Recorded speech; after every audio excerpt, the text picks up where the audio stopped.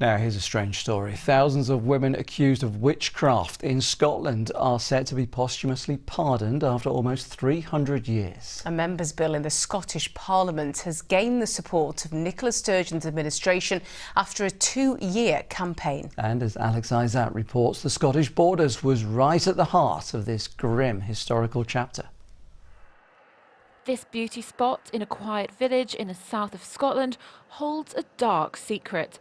It was near this bridge in Stow, across the Gala Water, where 6 villagers were strangled and then burnt, accused of witchcraft. The cattle started to sicken and people didn't understand why. And somebody uttered the word witch. Somebody said, it must be witchcraft. And a woman called Isabel Thompson is arrested and questioned. She names another woman and then another lad from Lauder. And these 3 individuals are brought to trial. They're accused of being witches, they're accused of denying their baptism to Christ, they're accused of being in league with the devil, and they were found guilty and executed. They were worriets, which means to be strangled, and then their dead bodies burnt, and it was burnt here. The trouble was that didn't make things any better. The cattle were still falling sick. And then another family gets accused, the Henryson's family. So you've got James and Janet and Mary, and the 3 of them are brought to trial, found guilty, executed. With witchcraft a capital crime, thousands of innocent people would be accused and hundreds killed between the 16th and 18th century. But there were about 350 women and men accused and tried in the Borders, of which about 220 were executed.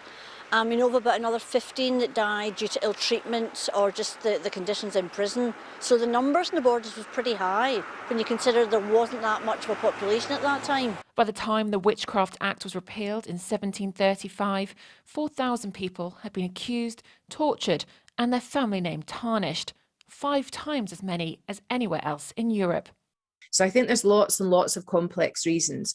I don't think it is as straightforward as they were midwives and they were herbalists and things like that. I think we've got a common misconception that the majority of the women that were accused, and this is obviously the women, sort of 85% of them, were herbalists or midwives. I don't think that's accurate. There will of course been some, but for the vast majority it was just for quite mundane and sort of banal reasons often, unfortunately. Now, 300 years on, a campaign has begun for a legal pardon, an apology and a national monument.